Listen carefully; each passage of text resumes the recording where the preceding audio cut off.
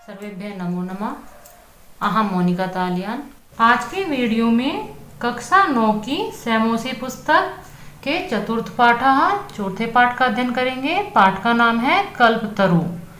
कल्पतरु का अर्थ होता है कल्पनाओं को पूरा करने वाला वृक्ष। यह है आपकी बहुत ही अच्छी कहानी है। इसके बारे में प्रस्तुत पाठ बेताल पंचविंशति यानी जो बेताल 25 है उस कथा से, जो ये बहुत बड़ा कथा संग्रह है। इसमें बहुत सारी कहानियां, जैसे नाम से ही आपको दिखाई दे रहा है 25 कहानियों का यह एक ग्रंथ है। वहां से यह कथा ली गई है, जिसमें मनोरंजक एवं आश्चर्यजनक घटनाओं के माध्यम से जीवन मूल्यों का निरूपण किया गया है।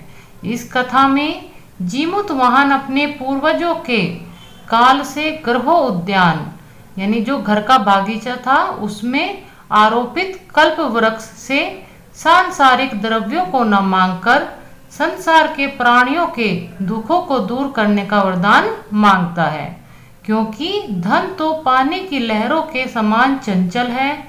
केवल परोपकार ही इस संसार में सर्वोत्कृष्ट तथा चिरस्थायी तत्व है।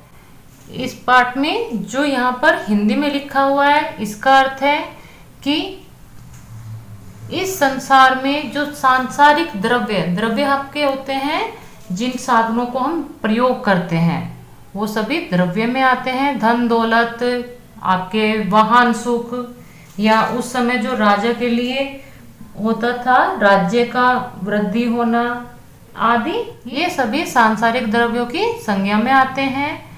और वह उन सबको ना मांगकर संसार के प्राणियों को दुख दूर करने का वरदान मांगता है।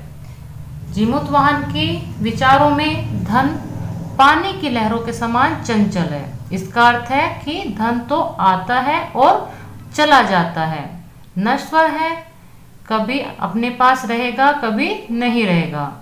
केवल परोपकार ही यानी दूसरों पर उपकार करना ही इस संसार का सबसे उत्कृष्ट यानी बढ़कर, इससे बढ़कर कोई भी सबसे ऊंचा जो कार्य है वो परोपकार है। और चिरस्थायी यानी लंबे समय तक बने रहने वाला कार्य है। अब आप अपने पाठ की हिंदी, आपको अपने शब्दों के अर्थ पर विशेष रूप से ध्यान देना है, क्योंकि यह पाठ आपका बहुत ही अच्छा पाठ है, शिक्षाप्रद पाठ है।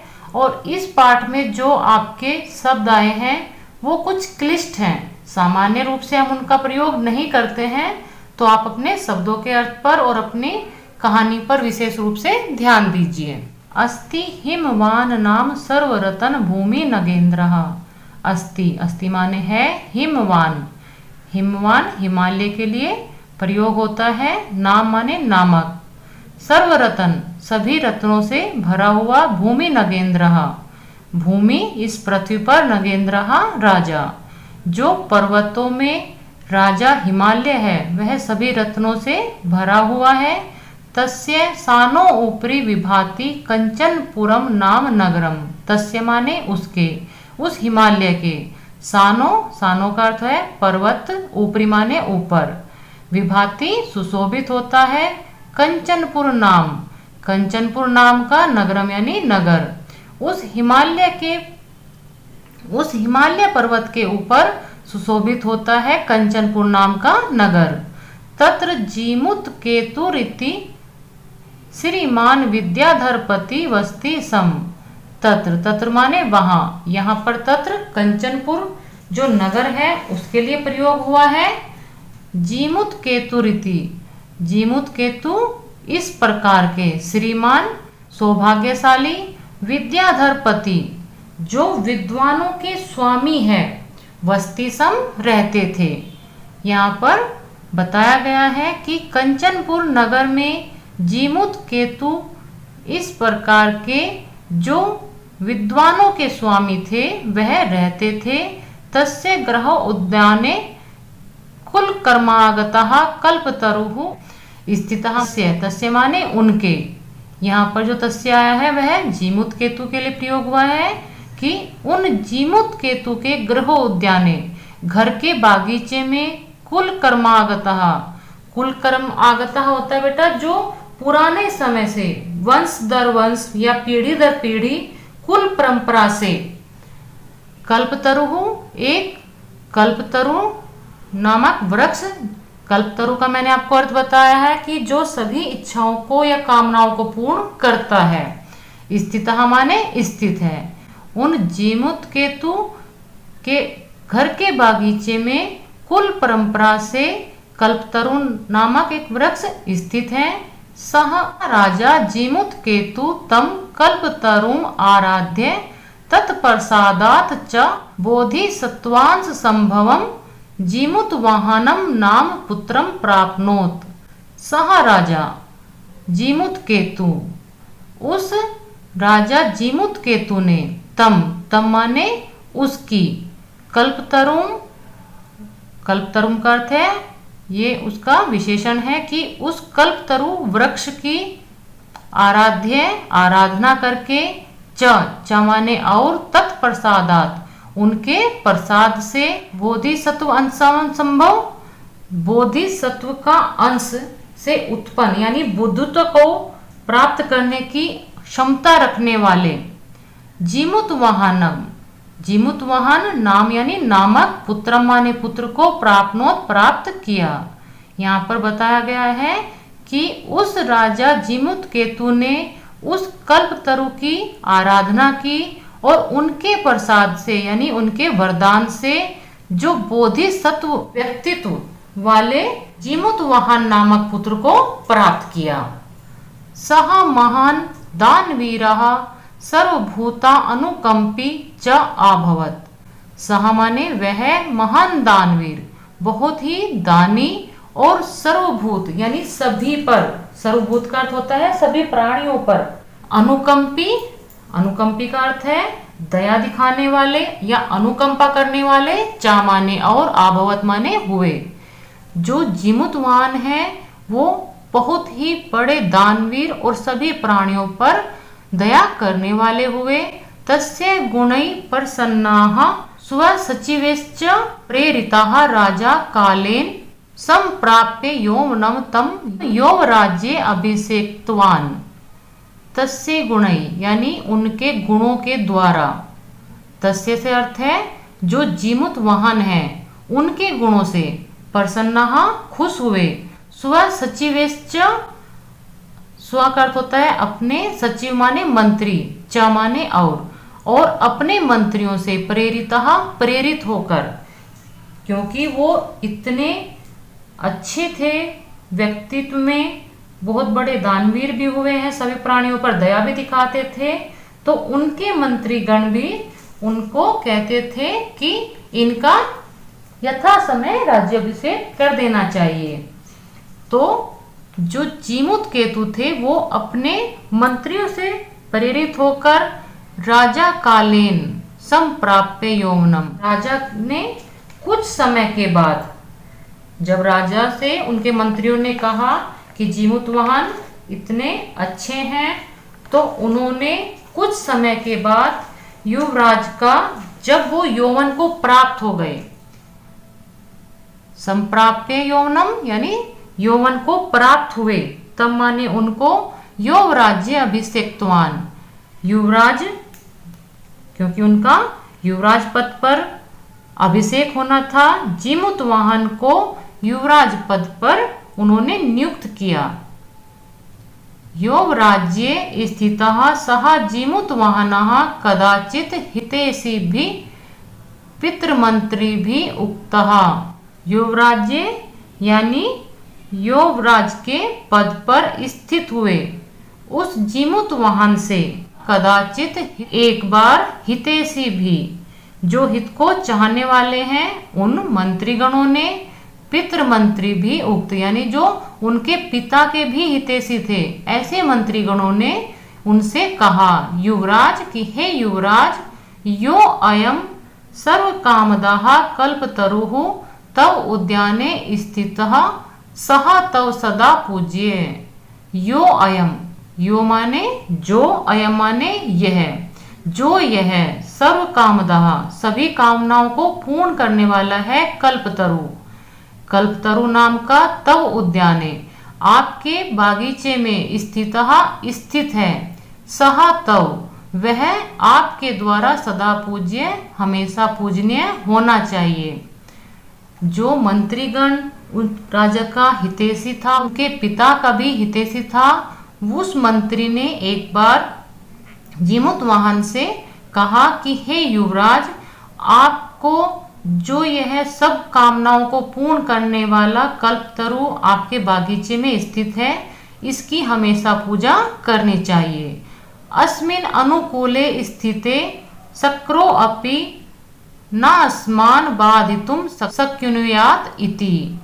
अस्मिन् अनुकूले स्थिते, अस्मिन् यानी इस अनुकूले, अनुकूल स्थिति में, शक्रो अपि रहते हुए, शक्रो से अर्थ है बेटा कि इंद्र, अनुकूल स्थिति में रहते हुए, शक्रोपि इंद्र के लिए विशेषण है कि इंद्र ना असमान, इंद्र भी, अपि माने भी, ना माने नहीं, असमान माने हमारा, कि इंद्र भी हमारा कुछ भी बाधित नहीं कर सकता। बाधितुम शक्नुयात् यानी कोई भी वह बाधा नहीं पहुंचा सकता।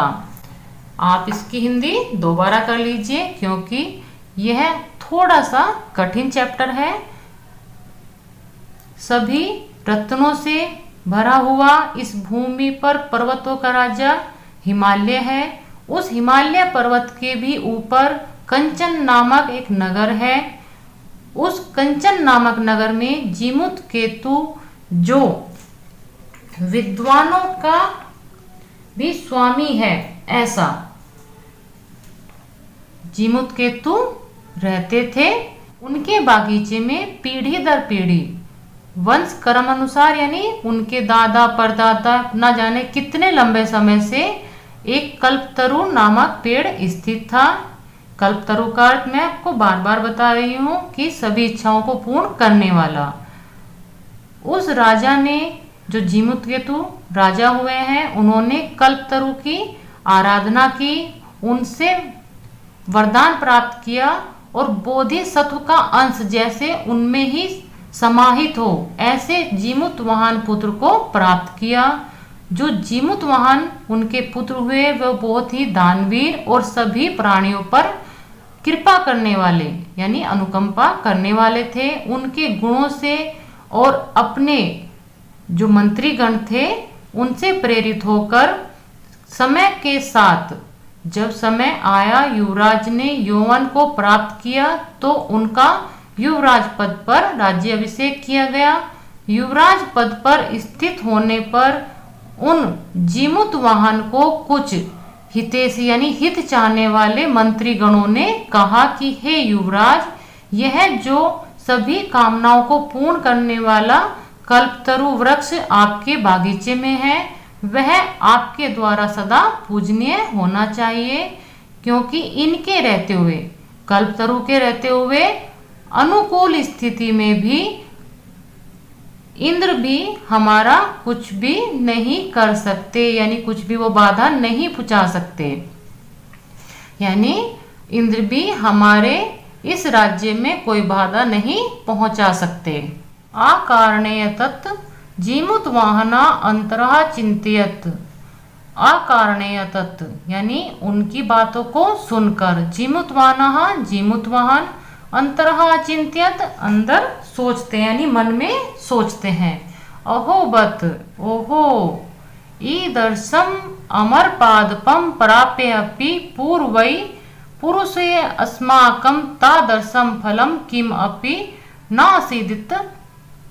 नासीदितं किंतु केवलम कश्चित् एव कृपणै कश्चिद् अपि अर्थो अर्थितः। अहोवत यानी बहुत ही सोचने वाली बात है। ओहो, ईदर्शम परम पादपः, इस प्रकार के अमर पौधे को प्राप्य अपि प्राप्त करके भी, पूर्वई पुरुषे अस्माकम, पूर्वई यानी पहले, जो हमारे पूर्वज हैं उनके द्वारा, अस्माकम हमारे, तादर्शम उनके जैसा, फलम फल, किम अपि न आसीदितम ऐसा कोई भी फल प्राप्त नहीं किया गया,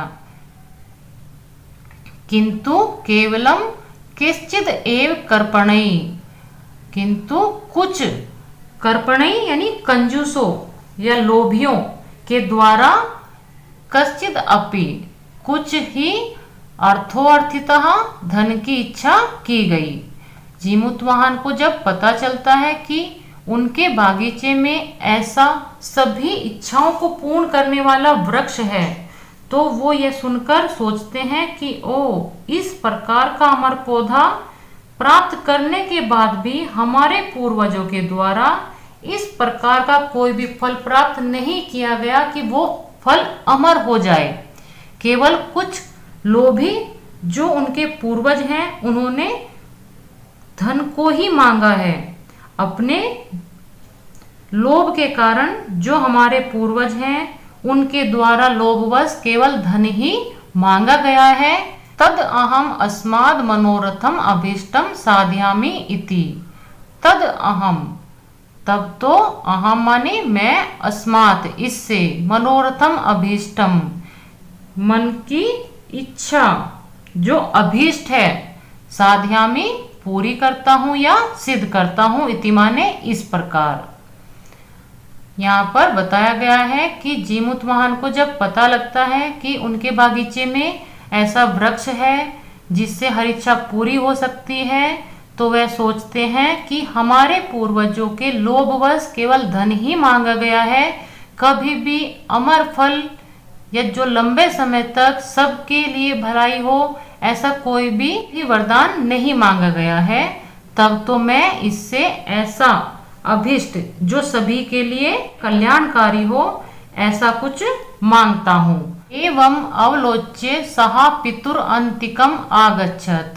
एवं अवलोच्य यानी इस प्रकार सोच विचार करके, सहा, सहा माने वह, जीमूतवाहन पिता के पास आ गया। आगत्य च सुखाम आसीनम पितरे एकांतके नवेदयत।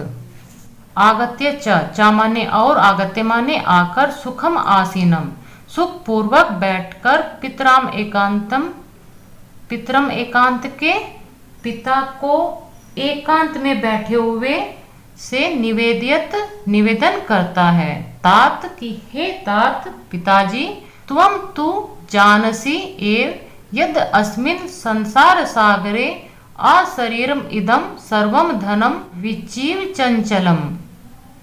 त्वम माने तुम, तू माने तो, जानसी माने जानते हो, एव माने ही, यद अस्मिन् संसार सागरे यानी इस संसार रूपी सागर में, अशरीरम इदम, अशरीरम इदम से अर्थ है शरीर को लेकर, सर्व धनम सभी धनों को, विचि चंचलम पानी की लहरों के समान चंचल है, अर्थात कहीं नहीं ठहरता।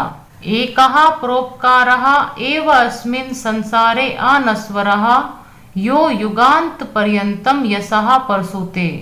एकहा एक, परोपकारः जो परोपकार है, एवं अस्मिन्, एव का अर्थ है वही, अस्मिन् इस, संसारे संसार में, अनश्वर न कभी नष्ट नहीं होने वाला, यो जो, युगांत पर्यंतम युगो युगांतर तक, यशः परसुते यश को प्रदान करता है।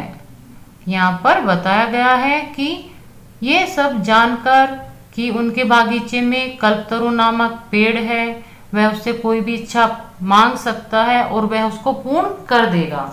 इस प्रकार जानकर जब जीमूतवाहन अपने पिता के पास उनके कमरे में आते हैं और पिता को एकांत में सुख पूर्वक बैठे हुए देखते हैं, तो वे उनसे निवेदन करते हैं कि हे पिताजी, आप तो जानते ही हो कि इस संसार रूपी सागर में शरीर से लेकर सारा धन पानी की लहर के समान चंचल है। पानी की लहर से इसका इसलिए उदाहरण दिया गया है कि पानी की लहरें आती हैं, टकराती हैं किनारे से और वो नष्ट हो जाती है। कहने का अर्थ है कि जैसे लहरें नश्वर है, ऐसे ही यह पूरा संसार और ये जो हमारा शरीर है ये भी नश्वर है। सब कुछ नष्ट हो जाता है, कुछ भी नहीं ठहरता, केवल एक परोपकार ही ऐसा है जो इस संसार में युगों युगों तक यश की प्रसिद्धि देता है। तद अस्माभिः ईदर्शः कल्पतरु किमर्थम रक्षते। तद अस्माभिः ईदर्शः, तद तो हमारे द्वारा इस कल्पतरु की रक्षा किस प्रकार की जा रही है। जब सब चीज नष्ट हो रही है तो एक दिन ये कल्पतरु भी नष्ट हो जाएगा, क्योंकि नियम है संसार का कि जो इस संसार में आया है वो नश्वर है। तो फिर हम इस कल्पतरु की रक्षा कैसे करें। यश्चे पूर्वे अयम मम मम इति आग्रहेण रक्षते ते इदानीं कुत्र गतः तेषां कस्यायम अस्य वा के ते तस्मात् परोपकारकै फलं सिद्धे त्वा आज्ञाः इदं कल्पपादुकम् आराध्यामि। यश्च, जो हमारे पूर्वज है, अभी बताया था कि उनके पूर्वजों ने केवल धन की इच्छा कही है, धन को ही चाहा है, तो उन पूर्वजों ने इसकी किस प्रकार रक्षा की। जिन पूर्वजों के द्वारा यह वृक्ष मेरा है, यह वृक्ष मेरा है, वो ऐसा ही कहते रहे, पीढ़ी दर पीढ़ी गुजरते रहे और हर बार ये वो ऐसा ही बोलते थे कि ये वृक्ष मेरा है। उन्होंने उससे ऐसा कुछ भी नहीं मांगा कि जो अमर हो जाए, वो केवल यही कहते हुए इसकी रक्षा करते रहे कि यह वृक्ष मेरा है। वो सब कहाँ गए। ते इदानीं कुत्र गता, इसका अर्थ है वह सब अब कहाँ गए। तेषां कस्यायम, उन सब में से यह किसका है। अस्य वा के ते, अथवा वे इसके कौन थे, जो हमेशा यही कहते हुए चले गए कि यह मेरा वृक्ष है, यह मेरा वृक्ष है, और फिर भी वो नष्ट हो गए। तो वह आज कहाँ है, वह इसके कौन थे और ये पेड़ किसका है। उनके द्वारा कोई भी परोपकार का कार्य सिद्ध नहीं किया गया। यह परोपकारी फल प्राप्त करने के लिए यदि आप आज्ञा दें तो मैं इस कल्पतरु वृक्ष की आराधना करता हूँ, क्योंकि यदि वह पिता से आज्ञा प्राप्त कर लेता है, क्योंकि पिता ही उनके बड़े हैं, राजा हैं, उनकी आज्ञा से ही अभी वह सारे कार्य कर सकते थे, क्योंकि जीमूतवाहन तो अभी युवराज थे, आज्ञा उनको राजा से ही लेनी थी। तो वह कहते हैं यदि आप परोपकार की सिद्धि के लिए मुझे आज्ञा देंगे तो मैं इस कल्पतरु वृक्ष की आराधना करता हूँ। अथ पित्रा तथा इति अभ्यानुगतः सह जीमूतवाहन कल्पतरुम उपगम्य उवाच। अथ माने अब, पित्रा पिता के द्वारा, तथा इति वैसा ही हो, अभ्यो अनुगत है इस प्रकार की आज्ञा प्राप्त करके, सह जीमूतवाहन उस जीमूतवाहन ने कल्पतरु, जो कल्पतरु वृक्ष है उसके उपगम्य पास में जाकर उवाच बोला। जब जीमूतवाहन अपने पिता से कहते हैं कि परोपकार के लिए मैं इस वृक्ष की आराधना करना चाहता हूँ, आप आज्ञा दे।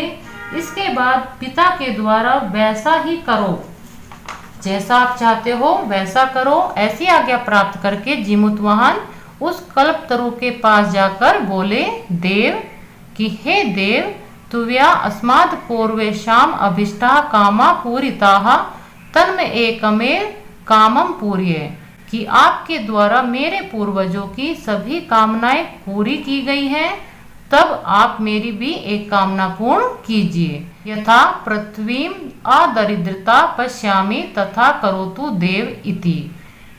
यथा माने जैसे यह पृथ्वी अदरिद्र हो गई हो, यानी दरिद्रता से रहित हो गई हो, ऐसा मैं देख रहा हूँ, आप इसको वैसी ही कर दीजिए। एवं वादिनी जीमूतवाहने त्यक्त तुव्या एसो अहम यायतो अस्मि इति वाक् तस्मात् तरो उद्भूत। एवं वादिनी जीमूतवाहने, इस प्रकार जीमूतवाहन के कहने पर तुम्हारे द्वारा मैं छोड़ दिया गया हूँ, ऐसा कहते हुए या इस प्रकार की वाणी उस वृक्ष से उद्भूत यानी निकली। वह वृक्ष बोला कि आज तक तुम्हारे पूर्वजों के द्वारा स्वार्थ सिद्धि ही मांगी गई है, लेकिन आपने तो पूरी पृथ्वी के लिए अदरिद्रता मांग ली, तो फिर इस संसार में इस पृथ्वी के लिए मांगने के लिए कुछ बचा ही नहीं है। तो मैं तुम्हारे द्वारा त्याग किया गया हूँ या छोड़ दिया गया हूँ, तो मेरा यहाँ पर क्या काम, तो मैं जा रहा हूँ। इस प्रकार उस वृक्ष से एक वाणी उत्पन्न हुई। शरणेन च सह कल्पतरु दिवम समुपत्य भूवि तथा वसूनि अवर्ष्यत यथा न कोऽपि दुर्गता आसीत। क्षणेन च, क्षण भर में ही, जैसे ही जीमूतवाहन ने कहा कि आप इस पृथ्वी को अदरिद्र कर दीजिए, तो वृक्ष कहता है कि यह पूरी पृथ्वी ही दुख से रहित हो गई। आपने ऐसा वरदान मांगकर मुझे मुक्त कर दिया गया है। अब मैं जा रहा हूँ, मेरा इस पृथ्वी पर क्या काम, क्योंकि सभी सुखी हो जाएंगे तो किसी की भी कोई कामना नहीं रहेगी। और जब कामना ही नहीं रहेगी तो ऐसे जो कामना को पूर्ण करने वाला वृक्ष है उसकी क्या आवश्यकता। तो वह क्षण भर में, थोड़ी देर में ही कल्पतरु स्वर्ग की ओर, दिवम समुपत्य यानी स्वर्ग की ओर उड़ जाता है और भूमि पर इतनी धन की वर्षा करता है जिससे कोई भी दुर्गत यानी गरीब नहीं रहा। सभी के पास धन हो गया। कल्पतरु वृक्ष जाते हुए बहुत धन की वर्षा करते हैं। ततस्तस्य जीमूतवाहनस्य सर्वजीव अनुकंपया सर्वत्र यशः प्रथितम्। ततः तस्य जीमूतवाहनस्य, तब से उस जीमूतवाहन की सभी जीवों के प्रति जो दया भावना थी वह सभी ओर प्रसारित यानी फैल गई। उनकी प्रसिद्धि सभी ओर फैल गई, उनका यश चारों ओर फैल गया, क्योंकि सभी व्यक्तियों के पास धन इतनी मात्रा में आ गया था, सभी जीमूतवाहन की प्रशंसा कर रहे थे। यह आपका पाठ पूर्ण होता है। मिलते हैं अगली वीडियो में इस पाठ के अभ्यास कार्य यानी बुक वर्क के साथ। सर्वेभ्यः नमो नमः।